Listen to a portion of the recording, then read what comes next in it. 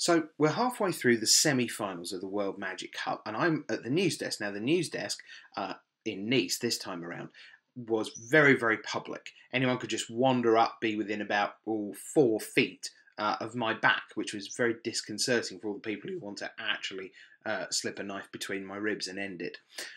So I was just sitting there watching the semi-finals on the monitor, and a well-respected Magic Pro, who shall remain nameless, came up and started engaging in conversation. And he said, "Look, I've been meaning to ask you this for a while. Your jokes, where do they come from?" I'm like, "Okay, apparently we're not having a serious magical discussion. We're getting on to something really important in terms of life. My jokes. Good call."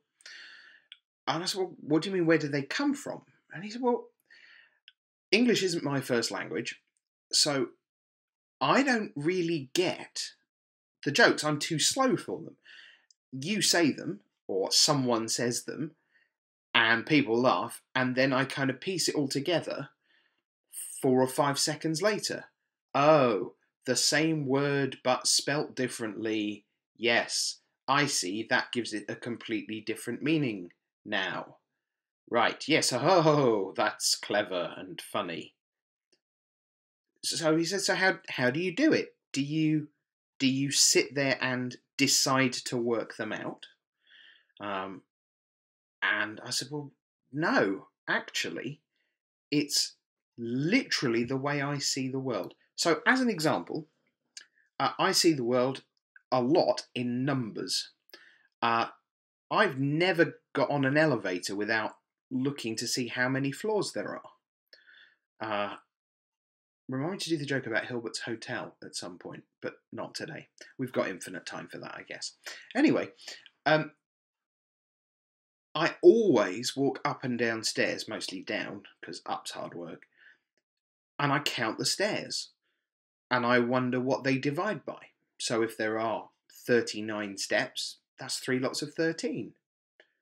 I know in all the houses I've ever been, I know exactly how many steps there are in every to and from every level, and so on. I count 38, 38, and 36. That's the number of steps you take on the moving walkway at Manchester Airport between Terminal 3 and the railway station. There are three moving walkways, and the third one is a little bit shorter than the previous two. And 38 is the number of steps that I always take. Yeah, I know. Am I alone in seeing the world like that? I don't think I can be. I'm sure Frank Carston does. So, in any case, I said to Martin, in the same way as I often see the world in numbers, and I hear the world in music, I can't ever get in that same elevator without listening to what the music is and working out what the chords are and all that stuff. I cannot passively listen to music. Music is just always on for me. And I said, in the same way, jokes are always on. Because to me, words are just combinations of letters, and they're combinations of syllables that you can chop up. And so right now, for example, I am looking on OBS. It says profile untitled. And if I just take the word untitled, think, okay, so what if that was United Nations, UN titled? Is there something to do with that that could be used? You just capitalize the N, you get UN titled, United Nations titled. Okay, or it's almost like untilted, but not quite. So you could maybe do a joke about tilting, and tilt's to do with magic, so maybe there's something there. Or it's got lead on the end, LED, so that could be light emitting diode, something to do with lights, or lead, LED, like something to do with a pencil, and so on. So I just constantly see letters and shapes of words and work out what you could do with them. And that means that when I see a magic card, any magic card ever, that sort of process is always on. So today's joke comes from that conversation with a well-known Magic Pro. And so I have a question for you now, and you'll get the answer at the end of the show. So the question is, how do sheep communicate with dinosaurs? How do sheep communicate with dinosaurs? And I'll tell you the answer to that at the end of the show. I'm Rich Hagon, and this is Talking Points, or Talking Points.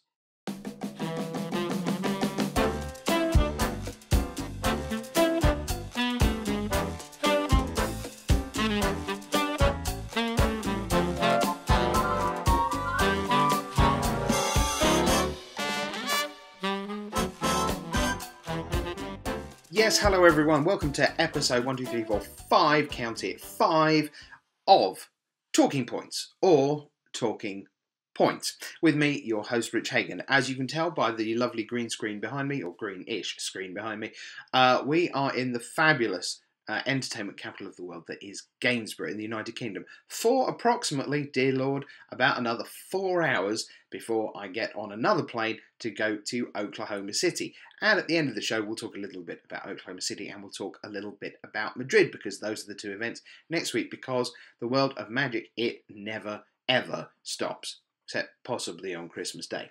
So, the plan for the show is to give you the complete A to Z of the World Magic Cup. We will go through all 73 teams, how they did, or in some cases how they didn't do, and then, as I say, we'll knock out a little bit of OKC and Madrid, and then we'll be done. And I imagine it'll all take about 10 minutes, because that's how long these shows normally are. So, first things first.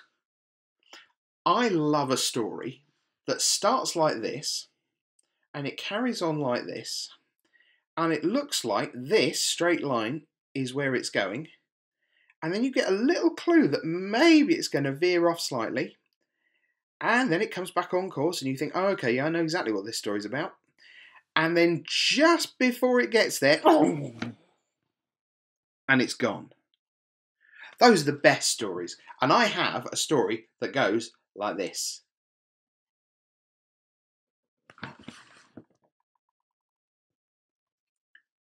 It's Thursday at the World Magic Cup. It's registration day. So all the teams are turning up, ready to take their photos with the flag.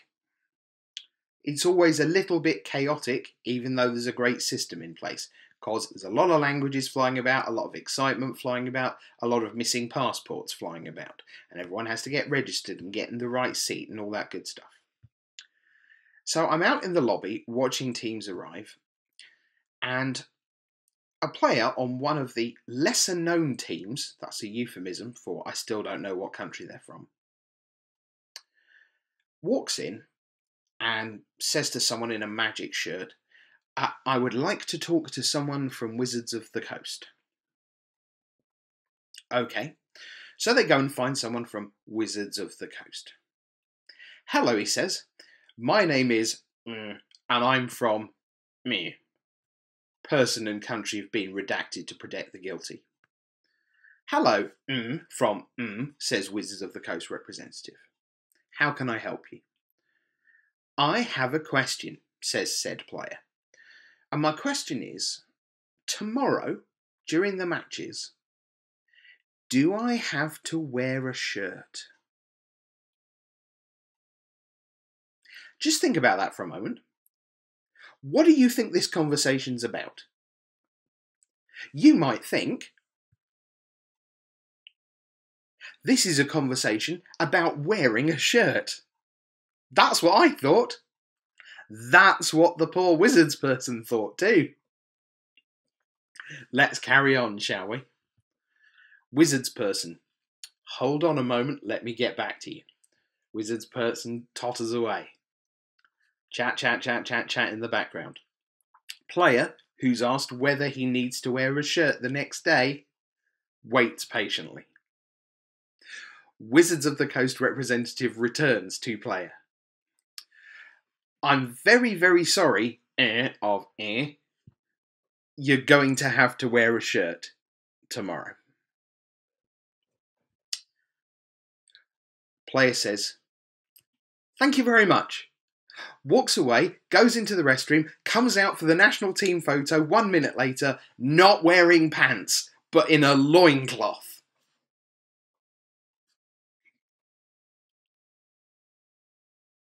It wasn't about a shirt at all. He just wanted to make sure. Okay, thanks. Not to worry. I didn't care about the shirt in any case. He turned up in the shirt for the team photo and he's wearing a loincloth. Just picture the scene. Imagine you're second to the table. You get there. You sit down opposite this guy. You shake hands. You play magic for an hour. Then he stands up and says, "Good game." Ah! Talk about a metagame surprise. Goodness me, fantastic. Hello, wizards. I'm wondering whether I could... Fantastic. So hats off. That, I think, was probably my favourite moment of the entire weekend. I didn't say that on camera as my favourite moment of the weekend, but dear Lord, that was smooth. Oh, awesome. So that was Thursday. And then we turned up on Friday, and we had 7 rounds, which was less weird than I thought it was going to be. I was expecting it to be a little bit weird, because it's sort of a reverse of a GP. No one has any buys, and then as soon as you win 4 rounds, you get buys. It's like, I'm 4-0, and my last 3 opponents won't appear. And I'll be awarded a 5th win, a 6th win, and a 7th win. And then after round 5, if I get to 4-1, well, then that's the next 2 rounds that I know no one's going to turn up to play me. And therefore I get 2 more wins, and that's 6-1. And if I win in round 6, I don't have to play the last round. I'm just 4-2, thanks very much, bye. Literally, bye. Not just bye. See, words, different meanings. Anyway. And so, let me tell you about my superpower. Everyone has a superpower that they imagine they would have if they were a superhero.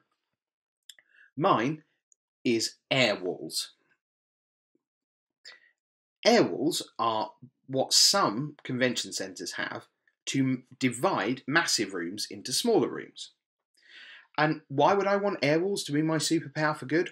Well, it turns out that, say at a Grand Prix, you want a room that can accommodate 2,500 people at the start of day 1. And there's still 2,500 people about halfway through day 1, because even though a few hundred have dropped from the main event, they're all playing side events. On day 2, though, you want far fewer. The main event is down to a few hundred people, and although a lot of people have come back from day 1, not everyone has, you want the room to be smaller. And for the main event, you want the room to be a lot smaller. And then as the day whittles on and more people fall out of the tournament, you want it to keep getting smaller until, in a perfect world, you would create this intimate, wonderful arena, a bit like the feature match area at a Pro Tour, with people round it to watch the top 8, where there are only 8 players left. And you would just constantly shrink the venue down as it was needed. That's why air walls are my superhero power.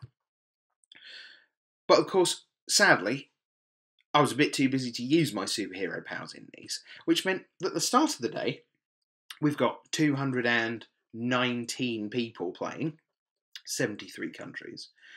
And then after 4 rounds, 12 people stop playing because 4 countries are through. And after round 5, another 8 countries don't bother to play anymore.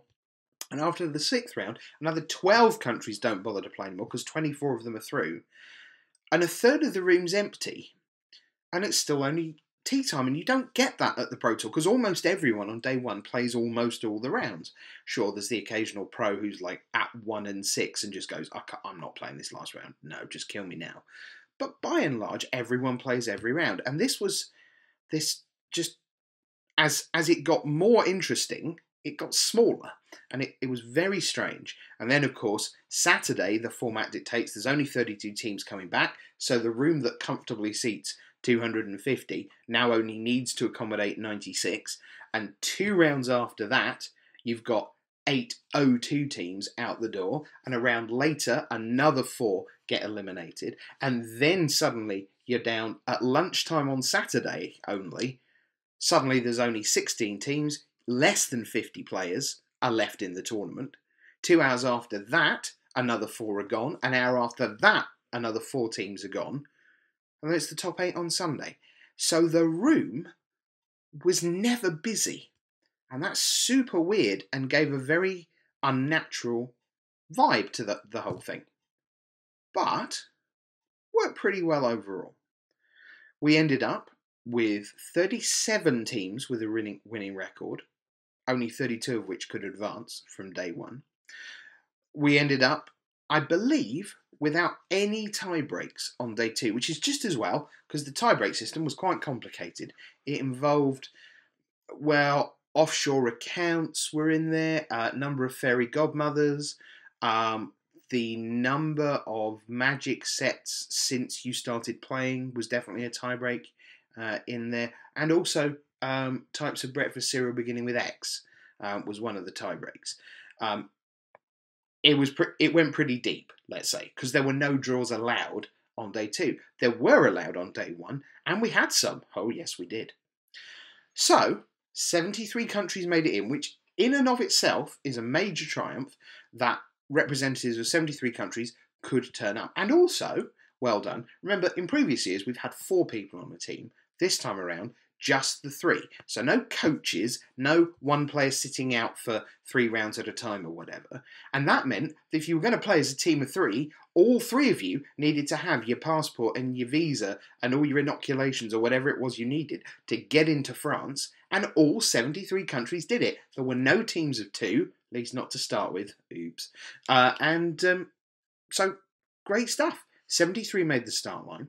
I did think about going from 73rd to 1st, but instead let's just do this democratically, or democratically republicly of Congo-y or something, and let's just go from A to Z. So the 73 nations of the World Magic Cup. Here's how they did. How fast can I get through this? Let's see. Not very. Starting now with Argentina. So I predicted the top 16. They finished in the top 32. They went 4 and 3, so they were in the sweat for making it in on day 1, and they were very up and down. It was like win around, lose around, win around, lose around, and I get around, I get around. Ooh. See, that'll make it take longer.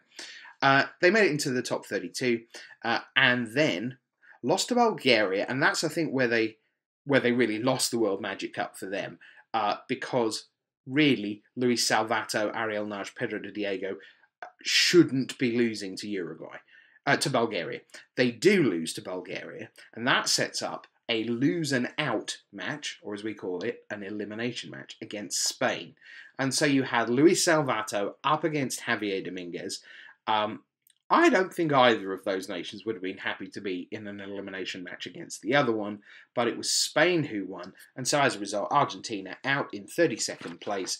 So a bit disappointing, and it was that loss to Bulgaria that really did them in. Australia up next. I predicted top 16. They finished top 32, 23rd. I had a very good day 1. They were in at 4 and 1, but the wheels came off. Day 2 is a brutal structure. Remember, 3 rounds, you have to get 2 wins. If you don't get 2 wins across those 3 rounds, you're done. And it means that because the winner plays the winner and the loser plays the loser, in round 2, if you lost round 1, you're already facing elimination. So by 10 o'clock in the morning, Australia, who had done so well on day 1, were facing elimination because they'd lost to Lithuania, and in the elimination match, they faced Peru, they lost that, and that was it. Mines, Sherlock, Cubit, done. So again, I would say one rung below my prediction, and I think any team that loses in the top 32 0-2 doesn't even get to play the 3rd round. Those are the teams that are going to be super disappointed with their day 2, inevitably. So Austria are up next. Well, they did rather better. I thought they'd make top 32. They did that. Then they made the top 16. Then they made the top 8. They were 4 and 1 on day 1, so got there with 2 rounds to spare. Took care of business in the round of 32 by beating Scotland, which is a big prize, and then Thailand with Kwantai Chunya and co. So that was 2-0. They didn't need to play their 3rd round. After lunch, they came back and put themselves under a lot of pressure. They were up against what looked like the best team in the group, which was Italy. And that was a terrific match with Mengucci and Rizzi and Moscato. Italy win that one, putting Austria into the double elim bracket. They beat Bulgaria, and then they have to beat Uruguay to make the top 8, which they do, which is great. But the way the bracket worked out, it was Japan in the quarterfinals. And that match was not a lot of fun. It was not super close. They battled hard, but as I'm sure you know, Japan go on to win the whole thing. A tremendous effort. That's 3 top 8s in 6. Half the time Austria make the top 8 of the World Magic Cup. Brilliant job, but no one got past Japan on the final day. Belarus are up next. I thought they'd be out. They finished 66th.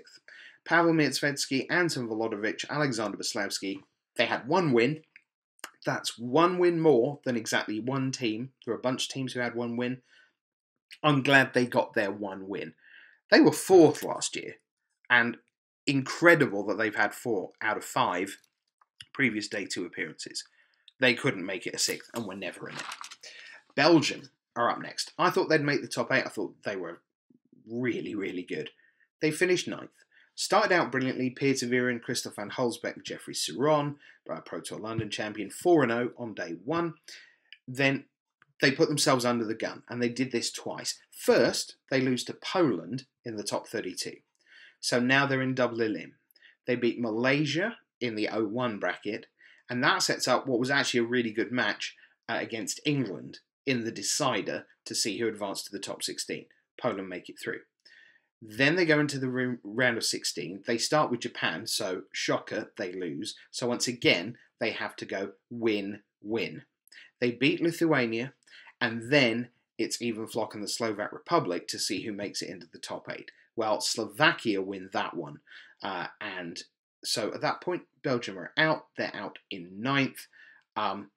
That's the first time they've made day 2 and not made the top 8, but still a good, solid performance, and, you know, half a match win away from being right on track for where they probably were, which was one of the best 8 teams, in theory, in the room. Bolivia out next. I predicted they'd be out. They got 2 wins, which is actually really good, but still way, way down in sort of low 60s, early 70s place. David Sologuren, they were never really in the hunt for day 2. Not a big surprise. So now they're 1 out of 6 for day 2s. Okay, Brazil are up next.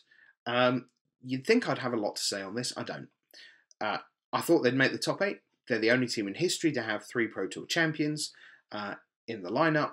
Lucas Escoberto, Carlos Romeo, Paulo Vidal de Rosa. They got battered. 2 wins, 5 losses, 61st place. No idea what happened there. Look, there's some luck in what you open for the sealed. Maybe they didn't have very good pools. Maybe the decks lined up wrong in the standard, because you can certainly have tough matchups and somebody will have sat in the wrong seat, for want of a better term. But nope, they just got battered. Pre-tournament favourites, top 3 for sure, got crushed. Ho-hum, back to the drawing board. Too many Pro Tour champions, maybe that's what it was. Bulgaria, I thought they wouldn't make day 2. They sure did. They made top 16, finished 15th. Went 4-2 on day 1, which was excellent. Didn't even need the last round. And then they go into a group with Argentina, Spain, and Panama, where they're probably the 3rd or 4th best team.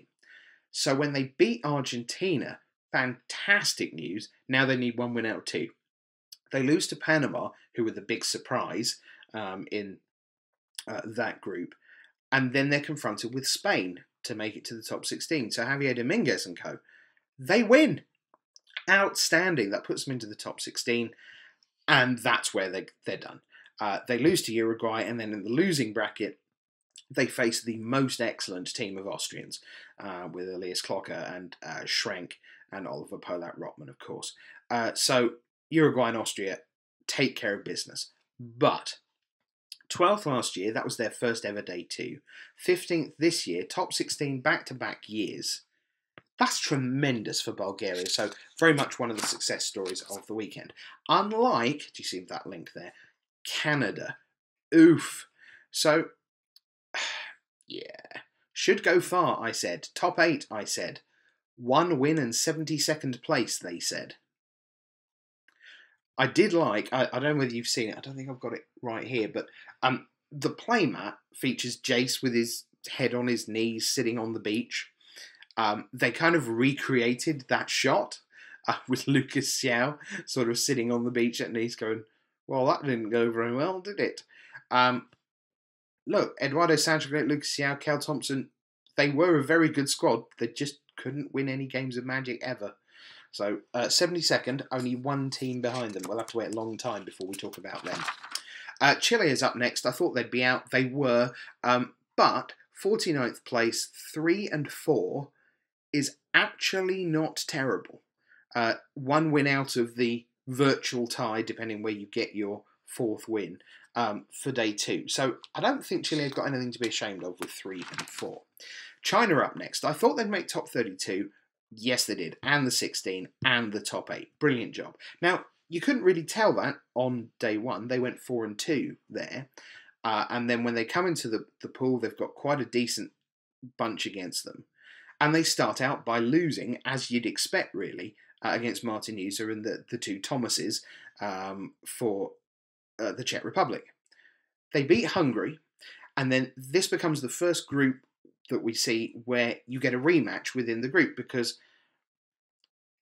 AVB, CVD, A goes on to win, C goes on to win, B and D lose, and then if the right combination of winners lose and losers win, the 1-on-1s that are left, you're suddenly back at playing someone you played in round 1, where one of you won, the other one lost, then you both do the opposite result, and you're the only 2 teams left in the group. You have to face each other. So it was the Czech Republic again. They had to win. This time they did win, and that took China to the top 16. In the top 16, they did not muck around, and well done them. They beat Panama, then they beat Wales, and what that meant was that they avoided Team USA altogether in the round of 16. They just beat the 2 teams they had the best chance of beating, Panama and Wales, didn't have to face Jerry Thompson, Reed Duke, and Oliver Tomiko. Then they get into the top 8, at which point Italy go, no.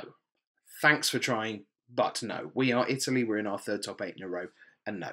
But brilliant job by China, by Liu Yuchen, Liu Chao, and Gao Tan. Terrific stuff. Well done them. So on we go. We're still on the seas. Next door to China, as it were, is Chinese Taipei. I didn't think they'd make day 2. They did. They got to the top 32. Went 4 and 2 on day 1. And then, disappointing top 32 pool. They beat Wales. So at that point, they only need 1 win in 2. Lose to Evenflock and Slovakia.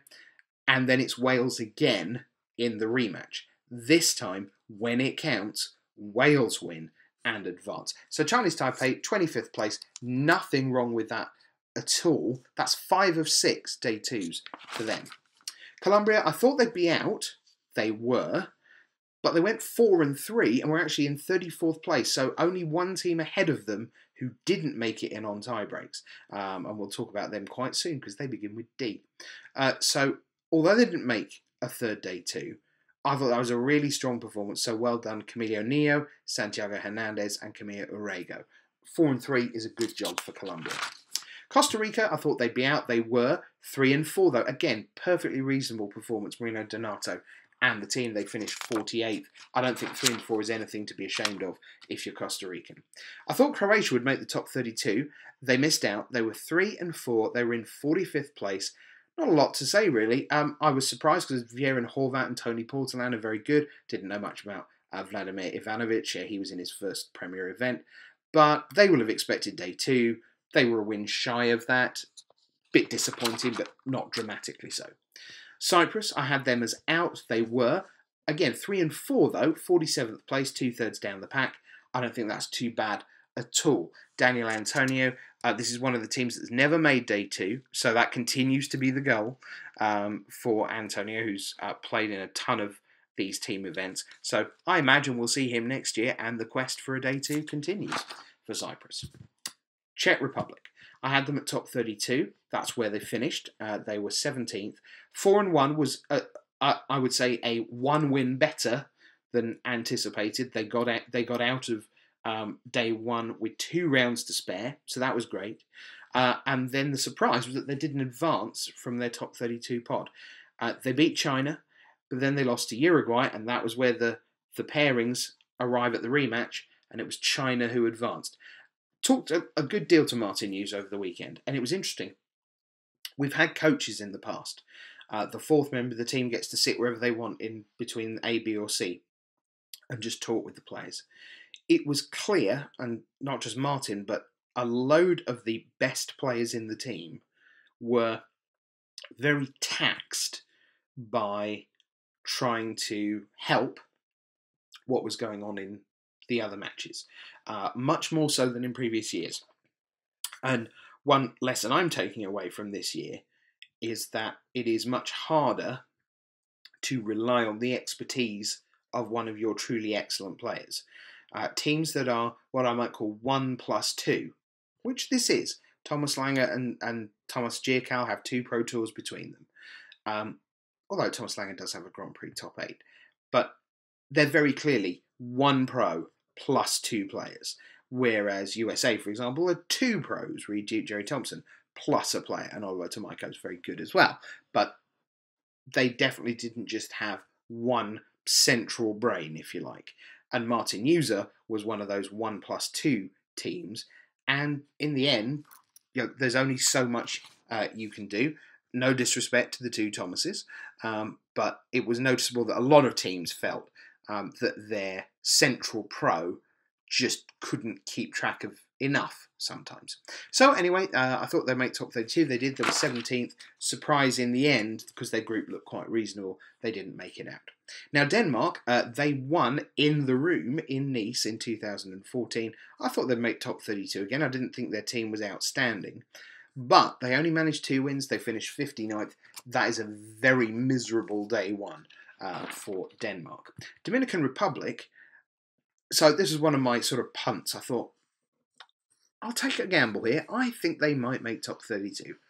Oh, so close. Capolican Lopez Yapor, Jose Alvarez, Diego Velasquez. Great guys. Lovely to talk with them. Christian Calcano was around to chat with them throughout the weekend as well. They finished 4-3. They finished 33rd. Ugh. Just, yeah. Very, very sad. And made matters worse for them that one of the teams in the top 32 had by that point had a team member disqualified. And you might think, if you were Dominican Republic, well, why don't we have their slot? But that's not how it works. But nonetheless, 4-3 just in isolation, a really, really good record. Well done to them. But heartbreak, obviously, for not making it in. Ecuador thought they'd be out. They were 55th place, 2, 4, and 1. And I think that 1 came in limited, where they just couldn't finish in time. They had an hour, not enough apparently. I think that was against Romania. El Salvador, fairly confident they'd be out. They were 2 wins, not bad. Still 65th place though for El Salvador. England up next. I thought they'd make the top 16, and the fact that they didn't feels like a missed opportunity because they played really well. They were 4-2 on day 1. This is Autumn Burchett, Niels Moller, and Ross Broxup, and seemed in good place. They beat Malaysia to open their pool on day 2. And although they lost twice, when you look at who they lost to, Poland, Belgium, finalist 9th. Okay, at the time, on Saturday morning, that felt really disappointing. In hindsight, you lost to 2 of the better teams in the tournament, and probably 2 teams that England weren't quite as good as. So, fair enough. 20th place, kind of okay. It's a shame they didn't make the top 16. Estonia, I thought they'd be out. They were. 3 and 4 was about right, I think, for Carl Sarup and co. 41st place for them. Finland, I thought they'd be out. They were 3 and 4. 40th place for Maddie Quizmo and the team. France, on the other hand, well, I wasn't sure they'd go beyond the top 32, but I didn't really see how they wouldn't get there, because I really rate Alan Bardini, who has a Grand Prix top 8, and of course Pierre Dajon, who is a just terrific, what I might call workman-like Magic Pro. He goes to everything. He doesn't have bad days. He doesn't play terribly. He doesn't make catastrophic errors. He's just super solid, super reliable, super good. So the fact that they missed out, very, very perplexing. And they had a positive record. They went 4-3, and they were actually featured in the last round of the day against two-time world champion Shahar Shenhar and the Israeli team. But by that point, it was pretty clear that the tie breaks were so bad. They had their losses so early in the day. They were 1 and 2, I believe, in the limited portion of the day.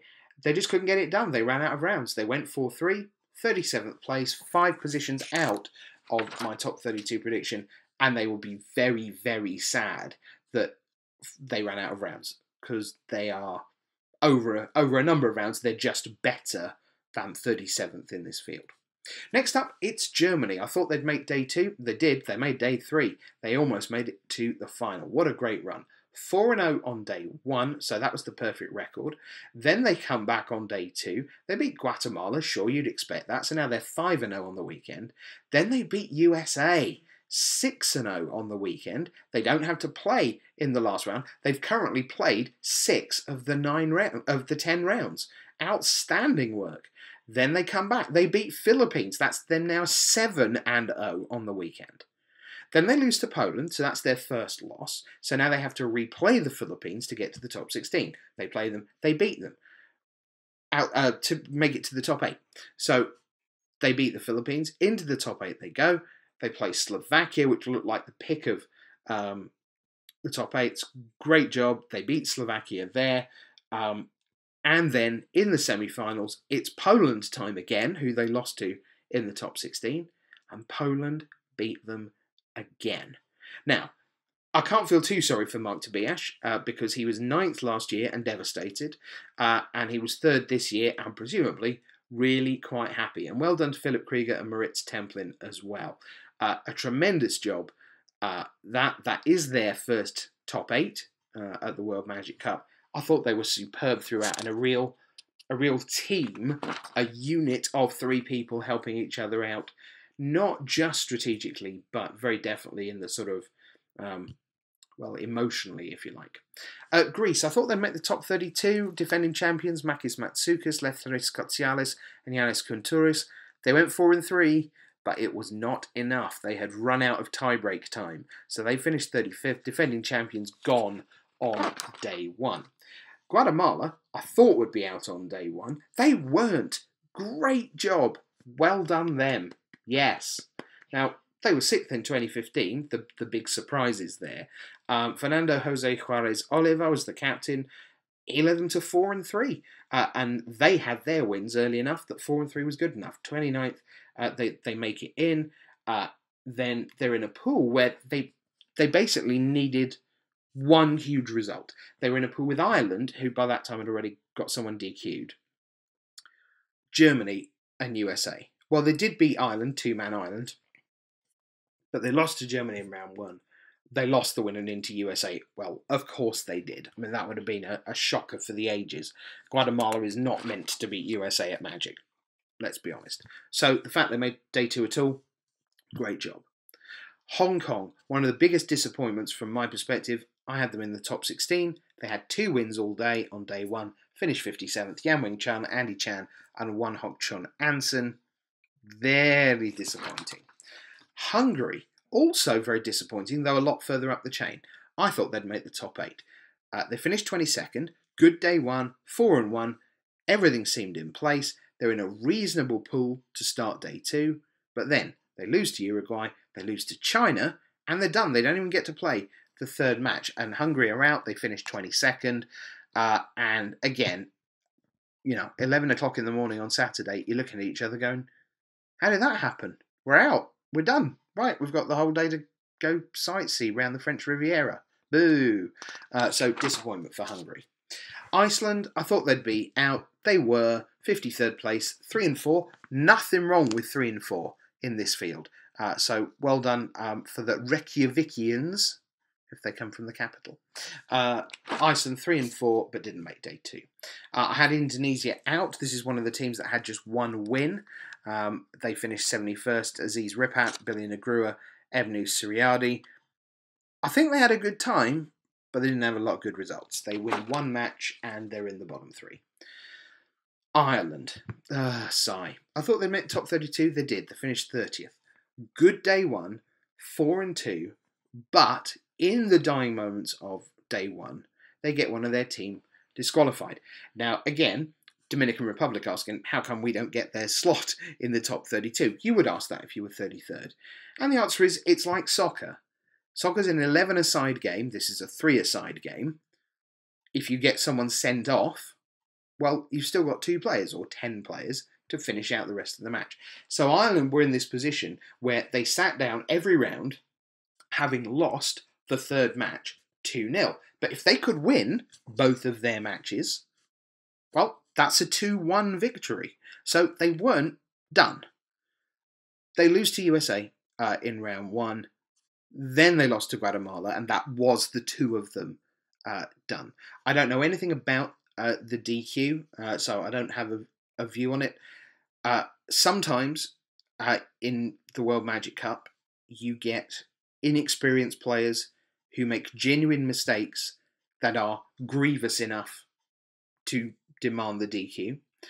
And sometimes at the World Magic Cup, you get players who are desperate to succeed for their country and for themselves and for their teammates, and it all gets a bit much, and they make a poor choice, and it's a deliberate thing, and they go, oh, you know, I'm just going to try and pull something here because I really want to win. I have no idea which of those, if either, this was.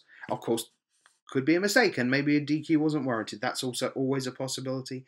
But in any case, Ireland went down to 2 players on day 2, could not overcome that. Losses to USA and Guatemala send them home in 30th place. Israel, Shahar Shenhar. Well, I've already mentioned them. They were out. They lost their last round to France, Pierre Dajon and the team. Shahar Shenhar on the scene of his World Championship triumph, but 3 and 4, 54th. I don't think 3 and 4 is bad, actually, for Israel at all. They didn't have a strong team outside Shahar. That was a classic 1+2 team. Italy. Well, I had them in the top 8. And they did not disappoint. My word, they were great. 4-0 on day 1, the perfect record, one of only 4 teams to deliver 3-0 in sealed and then win their first round of Unified Standard. They go into a group with Serbia, the Philippines and South Korea. And in a way, the surprise there is that it actually took them all 3 rounds to make it through. They beat Serbia, lost to the Philippines, so they have to beat South Korea to get through, which they do.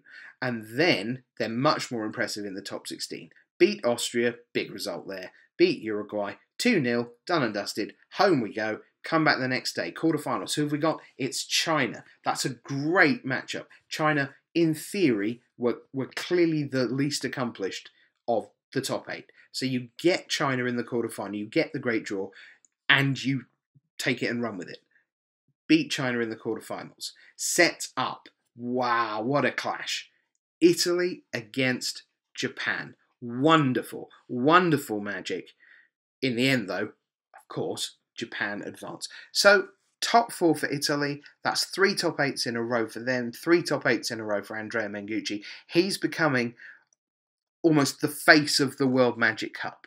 Right? He's so enthusiastic. He's so extremely Italian in all the wonderful ways. Right? He's always smiling. He's always having a great time. Of course, it helps when you're always making the top 8. But expect to see Italy right in the forefront of it next year, kind of regardless of who's on the team. I expect we'll see Mengucci again. Though who knows, maybe Rizzi will overtake him this year. We'll see. But brilliant job by Italy. Just realised something. On Friday morning, when I did my team walk around, all the teams are alphabetical for their build. And I got to the table that had Italy and Japan and said, this is the table that's most likely of all the tables here to be an approximation of the final. Well, I wasn't far off. Turned out to be the semi-final. Japan, look, what can you say about them? They were 4-1 on day one. Basically never in doubt. They 2-0'd their top 32, beating Peru and then Gaudenis Vidigiris with Lithuania. In the top 16, there was a wobble because they beat Belgium. Then by losing to Even Flock and Slovakia, they faced a win and in against the very excellent Belgian team. Very excellent. Sounds like Bill and Ted, doesn't it? Most excellent. Belgium again. They beat Belgium again, so they 2-0'd Belgium in the top 16 pool. Then the quarterfinals. And look, honestly, when you say Austria, Italy, Poland, it doesn't sound like you're saying Owen Turtenwald, Reed Duke, William Jensen. But if you wanted three really, really strong teams to face in your path through the top 8, yes, you could have had Brazil in there, yes, maybe the Netherlands, yes, obviously Team USA. But Austria, Italy and Poland were all really, really good opponents, and they did not lie down. But Austria, Italy, and then Poland all go the way of everyone else, and Japan are champions of the world. And there was something pretty spectacular about seeing Shota Yasuoka, who is not my idea of a team human being. His idea of being on a team is working out the best deck in the world and then saying to a few people, I've got the best deck in the world, this is what it is. Play it, don't play it, whatever. Shota is absolutely about Shota Yasuoka. It turns out that at the World Magic Cup, the interests of Shota Yasuoka being good at Magic align with Japan winning the World Magic Cup. So in the final, Shota's waiting to play his deciding match. And he's just wandering around, just putting himself in the right place to play perfect Magic. And the way he played Ramanat Red was extraordinary, because you watched it morph from an all-in, punch you in the face, please can you be functionally dead on turn 4 even if it takes me a couple more goes to kill you deck, into a, well, I might have played a couple of early drops, but honestly, you're at 18, you say, oh yeah, that's fine. Here come my 6 drops. Here come my planeswalkers. Here comes, yes, I'm just going to apply a little bit of nasty pressure here and discard a land here. And oh, is that 1 point to you when this land comes into play? And oh, I'm just going to sacrifice this land here. And that puts you to 13. And you may feel you're incredibly safe, but I've been planning how to kill you like this for months. And oh boy, that man just plays Magic, not just better than everyone else, but basically different than anyone else. Just about. With respect to people like our world champion, Huey Jensen, and so on. He is a truly, truly special player. And Japan, a truly special team. Kenta Harana, Yuya Watanabe, Shota Yasuoka, champions of the world. Exactly no one can be surprised, except for the fact that was only the second time they'd made day 2. 2 out of 6, which is still a rubbish return for a great Magic nation. But not many can say that they're champions of the world. These 3 can. Great job. Next up is Latvia. I thought they'd make the top 32. They got crushed. 63rd place, 2 wins. Andre Prost and the team didn't get a look in. Better luck next year. Lithuania, I didn't think they'd make it through. They had a really good run. Top 16. 4-2 on day 1. Then they go into a pool with Australia, Japan and Peru, where really beating Australia and Peru feels like the goal. Well, they do. They beat Australia. So that gets them to 1-0, which means when they face Japan, it's not an elimination match. It's, even if we lose to the best team in the world, arguably, we've still got a shot against either Australia again or Peru. They lose to Japan. So then it is against Peru for the decider. They win that. They come back in the top 16. The wheels come off. They lose to Slovakia. They lose to Belgium, who are both very good teams. So 14th, that is an excellent performance. That ties their best performance, which was 14th last year. Excellent. Second day 2, second top 16. A very fine weekend. And yeah, well done them. Luxembourg. Ha. Sad story, really. I thought they'd be out. They didn't look like they had enough to get in. They finished 36th. They're 4-3. But they got to 4-3 from 0-3. So they didn't win a match in sealed at all. Obviously, that meant their tie breaks were terrible. From 0-3 to 4-3 is a tremendous achievement. And they knew all the time that it almost certainly wasn't going to matter. And they were right, it didn't. They finished 36th. But big hats off for the 100% constructed record for Steve Hatto and the team. That in and of itself is a huge accomplishment on day one. And just sad that the morning went so badly. Macedonia thought they'd be out. They were 62nd place, 2 wins, nothing to see, move along. Malaysia thought they'd make top 32. They did. They were 31st, one of the 4-3 teams. But when they came back, they began with a loss to England, and that put them in trouble because then they were double elim, and their opponents in the second round were Belgium, who are very, very good and strictly better than Malaysia. So 0-2 in the first pod of the day meant they were out in 31st place. Malta were next, didn't think they'd make day 2. They didn't, they were 51st, but 3-4 for Ayrton Micallef, Anton Morgenstern and Brendan Spiteri. I think that's a good result. 3 wins, nothing wrong with that at all. They were 72nd last year, so 3-4, nothing wrong with that at all. Mexico, I thought they'd be out. They were. They went 3-4. Marcelino Freeman in the team, 46th place, so now they're 3 for 6 on day 2s. The Netherlands.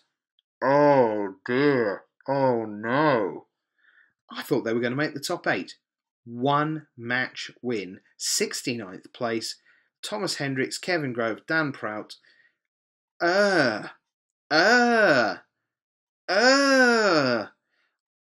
It's possible.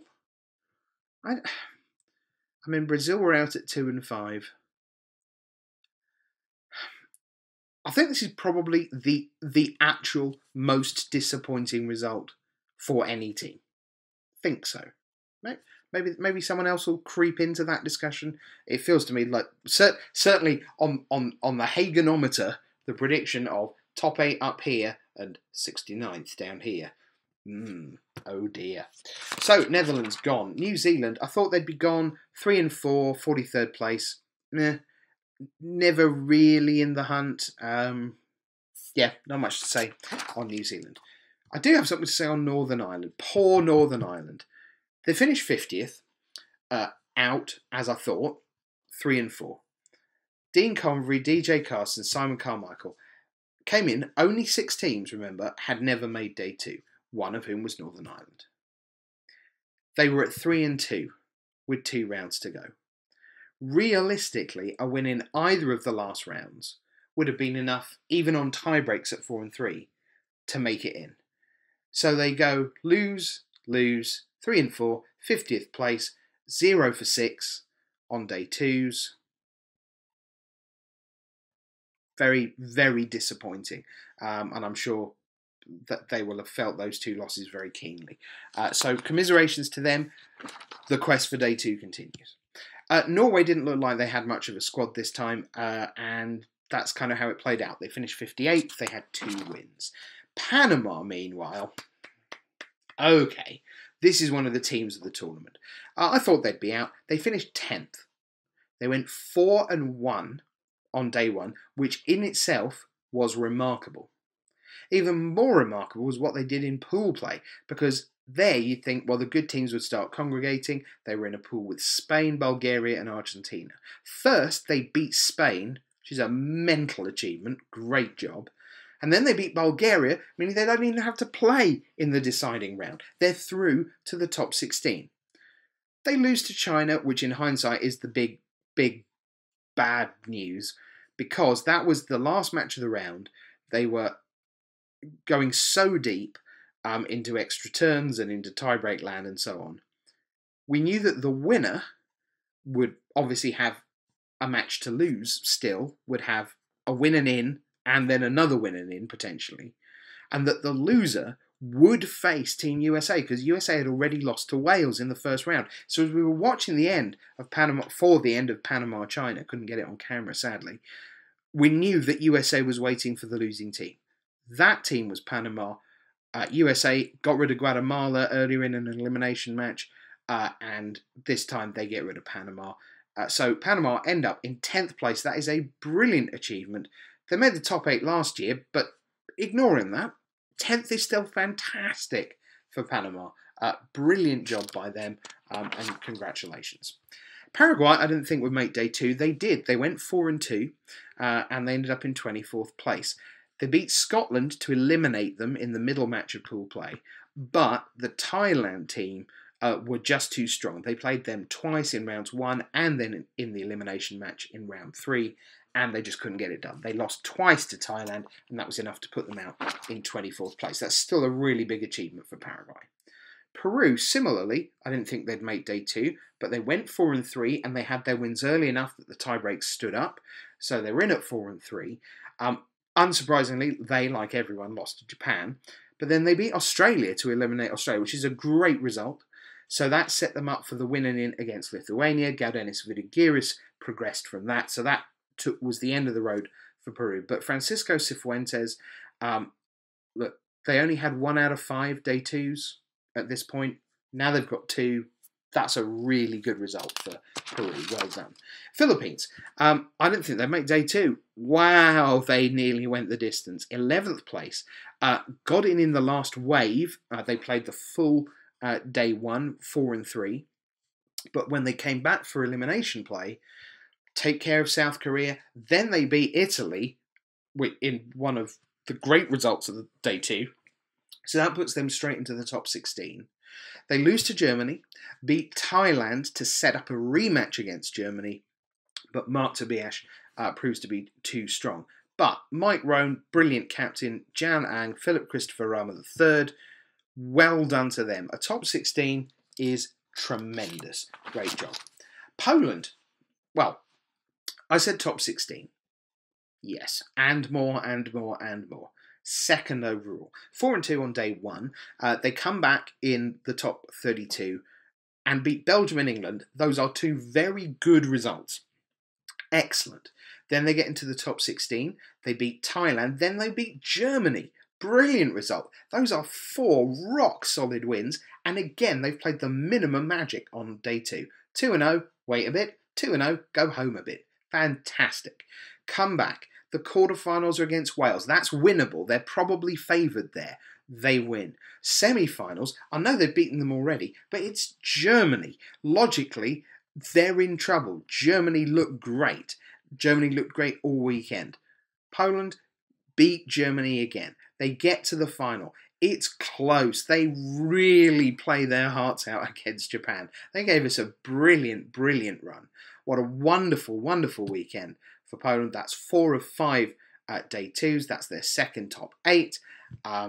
I said every chance of going a long way this time. And, well, they went all the way. They literally were the last team to be playing Magic. So, fantastic job. Poland is really on the rise. Radek Kaczmarczyk did great. Did great. Obviously, Piotr Glogowski is just coming off his top 8 at the Pro Tour. Gregor Kowalski is a former Platinum Pro. Watch out for more Polish players coming soon. We've just had Grand Prix Warsaw, so you won't see hundreds of Polish names at GPs over the next few months. But do watch out. I think Poland's very definitely on the rise. Portugal, meanwhile, thought they'd make the top 32 because you don't back against Marcio Carvalho with anyone. They had 1 win. 67th place. Horrible, horrible result. Puerto Rico, I thought they'd be out. They were. 38th place. 3-3-1. Pretty good. Isn't what they wanted. Obviously, everyone wants to make day 2. But it's not a losing record. I think that's a considerable achievement. So well done, Adrian Marquez and the team. Romania, I thought they'd be out. They also went 3-3-1. 39th place. Certainly, you know, a half round, a full half round, if you see what I mean, out of making day 2. But nonetheless, Valentin Roman, Lucien Bendke and Rezglad Colomé, 3-3-1. I think that's fine. Really, you know, Better luck next time.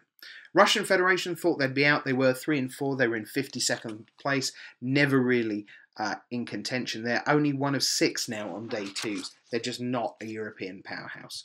Scotland, though, are at this event. Tremendous group. Thought they'd make the top 16. They finished 21st, which actually will disappoint them because they cracked along on day 1, went 4 and 1. And then they came back the next morning, ready to go, lost to Austria, and then lost to Paraguay. And that's it. 0-2 on Saturday morning and done. What I will say, if you haven't seen it, do check out on YouTube. There's a piece that Brian David Marshall recorded with Team Scotland. There's a lot of really cool stuff in there. Very interesting, pretty emotional, very real. It was top. So well done, Scotland, because yet again they made day 2, but it ended sort of one rung before it possibly should have done. So they'll have mixed feelings. Serbia up next. I thought they'd be out. I didn't think they had a very good squad this year. 26th place though, 4 and 2. They had a disqualification on day 2. They lost to Italy and to South Korea, and like Scotland, were one of the teams that were just out as soon as day 2 had begun virtually. So we didn't see much of them on day 2. Alexa Teller off the captain for them. Singapore, I thought they'd make the top 32. Kelvin Chu is not someone I care to wager against, but in fact they only had 2 wins and they finished in 56th place. Slovakia, meanwhile, well, I put them at top 16. They made the top 8. 4 and 3 only on day 1. They were one of the teams sneaking in. Day 2, very different story. Top 32, they beat Switzerland, they beat Chinese Taipei. Bang, bang, through, get an hour off extra for lunch, come back, they beat Lithuania. That sets up the first of 2 possible win-and-ins, which is just as well because it's Japan, except they only need that one. They beat Japan. Brilliant. Just about the only team to do so all weekend. Remember, Japan had 1 loss on day 1. So that puts Slovakia into the top 8. They faced Germany. It was a very good match, but they couldn't get it done. Germany advanced there. So in the end, even Flock and the team with their 4th day 2, they make 8th place, but making the top 8, fantastic work. Slovenia did not make day 2. They went 3 and 4, 44th place, Robin Dolar, Gregor Kasar and Anza Yeremel. But 3 and 4, they were out. That's kind of where I thought they might be. I also thought South Africa would be out, but I thought they might do better, and they thought they might do better than the 2 wins they actually got. 64th place is a proper disappointment for them. Kalayan, Petkov and Karanchetti were back for multiple goes at this tournament. 2 and 5 is not what they will have expected. I thought South Korea would make the top 32. They did. They finished 19th, 4 and 2 on day 1, and they were in a group with Italy, with Serbia, with the Philippines. So what you want to do, hopefully, is beat the Philippines, beat Serbia, and hopefully not have to play Italy at all. Well, they didn't quite do that. They lost to the Philippines, so now they're in the double elim bracket. They beat Serbia, great, so they're still alive, but that means that the end boss is Italy. Italy take care of them. South Korea, Nam Sung-wook and the team are gone, but top 32 is a fine performance by them. I had Spain in the top 16. They finished 18th, and this was just savage that they ended up with Argentina in the group. 4 and 1 on day 1, which was great. Losing to Panama was what set up that clash of Javier Dominguez against Luis Salvato and the teams in the second round, which they won, but then they still had to beat Bulgaria, and Bulgaria were one of the surprises of the tournament, took care of business, and Spain were out in 18th place. I think if you're Javier Dominguez, you're probably a bit disappointed. If you're not Javier Dominguez, you probably think, we did all right. So that was Spain. Sweden, I had them out. They didn't look a particularly strong team, and 3 and 4 feels about right. 42nd place. And by Saturday afternoon, Jo Larsson was back at home in Stockholm, or in Sweden, wherever it was, because I know there are other places in Sweden. Yes, there are other places like Gothenburg and Hildesheim. Switzerland, how did they do? 28th place. I didn't think they'd make day 2, so that was a good job. 4 and 2 for them on day 1, but then they ran into Slovakia and Wales, both of whom would go on to make the top 8. So Andy Gantz, Simon Lee and Marko Milivojevic out, 28th place. That's still good though. That's still more than fine. They only had one day 2 before this. Team Thailand, I didn't see them making day 2, but they sure did. They made the top 16. 4 and 2 on day 1.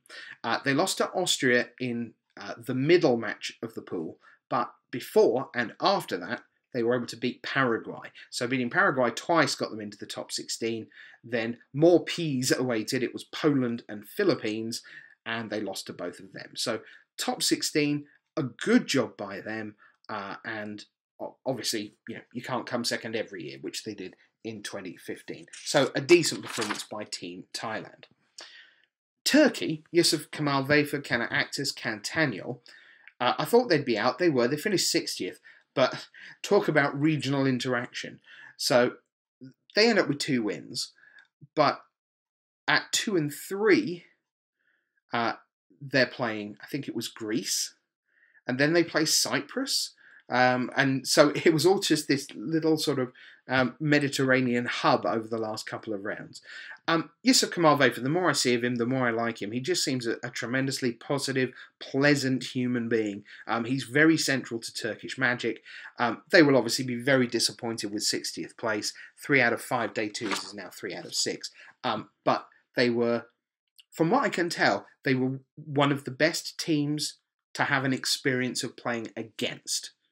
You really had a fun time if you played against them. Next, Ukraine. I said this on the stream. I thought they'd be out. They were. They are your 73rd place team with exactly 0 wins. And some people said to me, why did you mention it? Why did you talk about them? Like, were you trying to humiliate them or upset them? I'm like, well, obviously not. No, I wanted to honour them. Somebody, you have every time you enter a Magic tournament, you enter into a contract with your fellow players that you understand that we're all trying to beat each other, because we're not trying to beat nobody, we're trying to beat our opponents, and you may be in the subset of players who are our opponents. And we understand that you're going to try everything you can to beat us, right? And that's okay. And we understand that sometimes everyone's going to beat us, and we're going to be propping up the table, because somebody must. This time, it was Ukraine. Alexei Ryabakon, Yuri Babic, Peter Ritsenchuk, no wins. Now, obviously, I feel very sorry for them for not winning anything, but what I love is that they kept on playing. They just played and played and played and played and played. That's great. Good job. So, back to the drawing board. They've got 4 out of 5 day 2s. Now 4 out of 6. They'll be back. They'll win some matches next year. Maybe they won't win enough, who knows. But in any case, if you're going to honour your Shota Yasuokas and your Japans, it's worth sometimes taking a moment to say hats off to the team that allow Japan to be better than everyone else, because someone has to be at the bottom of everyone else. This time, it was Ukraine. So on we go. USA, USA, USA. How did they do? Well, thought it'd be top 8, top 16 in the end. They were 4 and 2 on day 1, and there were times when it looked like it was a bit of a struggle. They come back. They're in that pool with Ireland, who only have 2 players, so they start the day against Ireland, already a game up, a match up. They win, beat Ireland. They lose to Germany, but the good news is it's Guatemala in the way, who should not be beating USA. So USA win that, get into the top 16. They lose to Wales in the first round of the group, and that, by all accounts, was a really good match. Then they beat Panama to eliminate the Panamanians. And then it's Wales again. The Wales-USA match on stream was magnificent. I'm not someone who cares about who's making the right play or the wrong play, or what the right play might have been. I just love what happens, what actually is going on. And what went on was mayhem. It was carnage. It was just utterly, utterly tremendous. Wales win. USA go home. The dream final of Japan v USA is done. But I think they did fine. And I also want to say the USA enjoys many, many advantages in the world of Magic, and that's fine. It's an American game. The company is American. It's based out of America. Most people who work on it are American. And by far the largest single nation player base is American. So it makes sense that there are well over 100 Americans at every Pro Tour. That's fine. And it's also fine that there are only 1 or 2 or 3 or none from some of the smaller nations. I don't have a problem with that at all. What is also true, though, is that the World Magic Cup is not designed for the USA to shine. And the reason for that is you only need to look at some of the smaller nations to see just how many of the national champions are the same or from the same few year after year after year. Saul Alvarado from Panama, even Flock, who's a great pro, but from a relatively small community, Slovakia, is the captain over and over and over. Hristijan Ivanov, Bulgaria, over and over and over. There are many. USA doesn't have that because USA has a lot of good players and not an awful lot of great players. And of course the trouble is, if you've got a lot of good players, if you're a great player and you have to battle through 5 good ones in a row, chances are that one of the 5 good ones just beats you and eliminates you. And no one notices the 4 good players that aren't named Oliver Tomajko, who are doing well. They notice the good player, Oliver Tomajko, who's doing well. And they notice the great players who aren't. And it's a huge country, and you turn up to nationals, and it is such a tough tournament to be competitive in. It is incredibly... This is one of the best teams USA could have, realistically, given the chances of actually having the 3 best players in the country is so small. So, I think it's because of those sort of, if you like, natural hardships, and my heart isn't bleeding here for USA. I think America has it great in Magic, but because of that, there are people in the USA who don't take the World Magic Cup seriously. They don't aspire to be on the team particularly. If they're a gold pro or a platinum pro, they'd much rather just sit around at home, watch a bit of the coverage, and maybe test for some modern for Bilbao later in at the start of next year. And also there is I think there's a cultural thing with, because sports are so jingoistic and nationalistic and passionate in a dumb way, and I put that in air quotes. I'm not saying it's dumb, but in the kind of USA, USA, USA thing. Magic players have a hard time with that because they look at it and go, yeah, that seems a bit foolish, doesn't it? So it's really hard. What are you gonna do? You're gonna turn up dressed as Sam the American Eagle out of the Muppets? That's not what Team USA should be about. And I thought that Jerry, Reed and Oliver were pitch perfect in the way that they honoured the competition, they honoured their own flag and their country. I thought the bandanas were just, pitch perfect. I thought that was great. And they had a really good time. I think Jerry in particular really, really embraced the competition in a way of, wanting someone bigger than himself. And they did great. They didn't make the top 8. Obviously, expectations, particularly amongst the sort of semi-detached viewer in the States, are like, we're USA, surely we're going to win the whole thing. We're the best nation on earth. Which, of course, in some level you are. But when you only put 3 people in a room, and on Saturday you have only 3 rounds, or you could be out. Only 2 rounds, you could be out. And then you do it again, 2 rounds, you could be out. And then you have single elimination. There's an awful lot of stopping off points where you can just lose and be done. So, all in all, I had them in the top 8. They finished top 16. I still think it was an overall a win for USA. And, you know, Wales are obviously a significant powerhouse. Well done to the boyos. And so on. So, Wales beat them twice. What can you say? Uruguay. I didn't think they'd make day 2. 12th place, fantastic job. They went 4-2 on day 1. Then they destroyed Hungary and the Czech Republic to advance to the top 16. And if I sound surprised, that's because I am. I thought Hungary and the Czech Republic were the nailed-on favourites in that group. Didn't see Uruguay getting out of that at all, and they did it with a round to spare. They come back, they carry on their winning ways against Bulgaria, but this was the vicious group.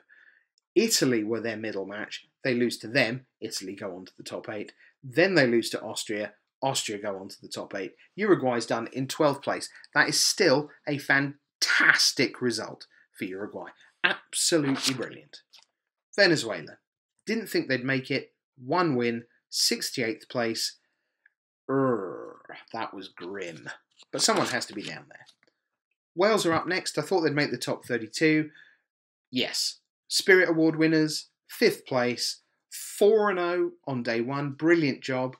They lose to Chinese Taipei to start day 2, that gets people nervous. Then they beat Andy Gantz's Switzerland, then it's Chinese Taipei again in the rematch, they win that, they get into the top 16. They beat USA, lose to China, and then again, they're part of World Magic Cup folklore now for that incredible match against USA. Just brilliant job for Pip Griffiths, Sam Rolfe, Aaron Boyan. Brilliant, brilliant, brilliant. To make it into the top 8, fantastic. It's a pity that the Dragon onesies didn't get to advance past Poland, the eventual finalists, but you can never complain if you're told before you start. For a very small nation with not a lot of history, Nick Lovett has a top 8 from Worlds in 2006, but look, they were one of the real stories of the weekend. So, fantastic work by them. And so, with the news that Yemen and Zambia didn't play, I reckon we've come to the end of the alphabet. That means we've come to the end of the story of the World Magic Cup. So, Brazil, Canada, Netherlands, massive disappointments not making it out of day 1. Some really great stories on day 2. A superbly strong top 8, given that, as always at the World Magic Cup, there aren't hundreds of pros running around the tables. We had a lot of star power on day 3. We had a lot of great matches throughout the weekend. I will certainly look back on the tournament fondly, as I do every year. I think the World Magic Cup is great. I think it's great for the game. I think it's great for probably 50 plus countries that see this as their everything in the world of professional magic. So while we probably won't talk much about Peru or Paraguay or the Philippines or Ecuador or El Salvador or Guatemala or Hungary or Dominican Republic, Croatia, the list goes on. We won't talk about them a lot in the next 12 months. But over the next 12 months, there'll be lots of people from those countries thinking, if I can make a GP top 8, maybe that puts me in contention for being the captain of our World Magic Cup team next year. Maybe I can be in Barcelona the second weekend in December next year.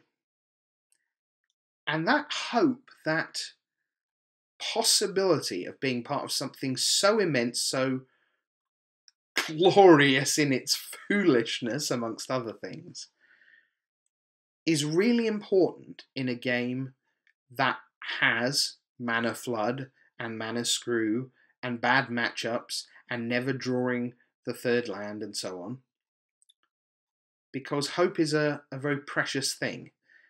And I see the World Magic Cup as being a force for good in the game throughout the calendar year, not just when the spotlights come on for 3 days in Nice this year, Barcelona next year. So congratulations to Japan. Of course, they are worthy winners. They were among the top 3 favourites.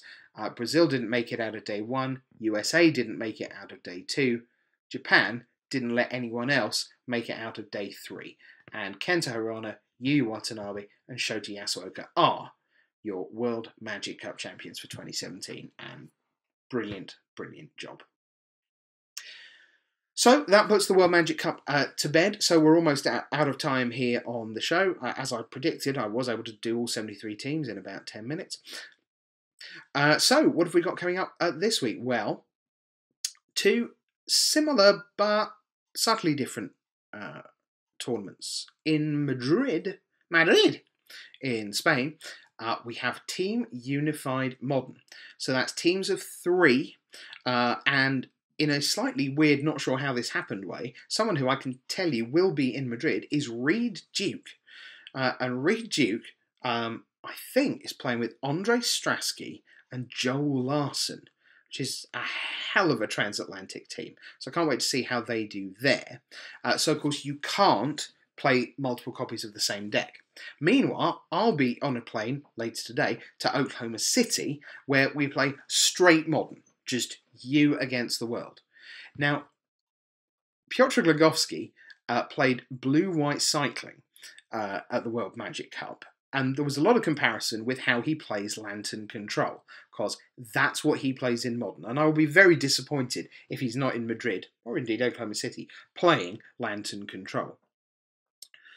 I had an idea, and if any of you would like to tweet at me whether you think this is a good idea or not, at MTGRich. I had an idea that this Friday, when I'm in Oklahoma City, what I might do is see if I can find 2 Lantern Control players. And then I'll bring them to the feature match area on Friday once we've built it, and have them play out a Lantern Control mirror, which I understand is I'm not quite sure how to frame it. Not altogether action-packed. Let's say that. And then what I thought I might do is, having recorded this hour and a half of footage, have it at my disposal for during the weekend. So that if the chat room, are ever unruly, I can threaten them that not only will I play them without commentary, this Lantern Control mirror that I've got from Friday, but furthermore, because I have the power to warp time, and actually there's a little button inside the machine that brings you the stream. It means I can play things back at any speed I want. I could play this 1.5 hour match at like 1/3 time, which means that every choice takes 3 times as long. Every draw step takes 3 times as long. And I thought I might call the piece Lantern Control Hell. And if the chat are ever naughty, I will send them to Lantern Control Hell. What do you think? Let me know at MTGRich. Is Lantern Control Hell a good idea for the stream this weekend from Oklahoma City? We'll see what happens. Anyway, I can't wait for that, because I love Modern. I do actually love Lantern Control. I love that it exists. I don't necessarily want to watch it for 15 or 18 rounds, but I love that it exists. I love that you can play almost literally anything. Apparently, while I wasn't looking at Modern, Mantis Rider has become a thing. 5-colour humans is now a big thing in Modern. And there's still almost, not quite infinite number of decks you can play. But just looking from the last week on Magic Online, the number of decks you can play, you've got all kinds of shades of Tron decks. You've still got Connected Company decks, you've got Abzan tokens, you've got Jund, you've got Affinity, you've got some kind of Fairies deck, you've got Blue-Black control, Blue-White control, you've got Jeskai control, there's just Living End, you've got combo decks, there's all kinds of everything in Modern, and it is the deck paradise. Now, it's not necessarily the pro player paradise, because it's very hard to sideboard properly. There are things you're just cold to unless you put tons of sideboard hate in. You know, and you can play what you think is the best deck in the room, and then you play 3 people in a row who are all prepared for you, and you just die in a fire. That can happen. And Modern is slightly more set up for that than some of the other constructed formats. But I absolutely love Modern. I can't wait to be in Oklahoma City. Got a great team going to be there bringing you all the action. And of course, we'll keep you up to date with what happened in Madrid as well. So on next week's show, it will be the tale of Oklahoma City and Madrid. Then we'll turn our attention to the last week of the year in Magic Action, which is going to be GPs in New Jersey and Lille, I want to say. That sounds about right. Something like that. Anyway, another doubleheader to close out the year. In fact, why don't I just check that out for you? No, New Jersey and Singapore. Okay, fair enough. Lille, Singapore, almost identical. I'm sure you can agree. So that's what's coming next week. It's just about time for me to go, but I promised you the answer to a question at the start of a show. And the question was, how do sheep communicate with dinosaurs? How do sheep communicate with dinosaurs? Now, someone I asked this to at the World Magic Cup had a reasonable answer. They said, badly. Yeah, okay. That's kind of all right. But that's not the answer. How do sheep communicate with dinosaurs? Like this. Ram paging Ferocidon. Ram paging Ferocidon. I'm your host, Rich Hagon, saying thanks for being here, and I'll see you next week on Talking Points, or Talking Points.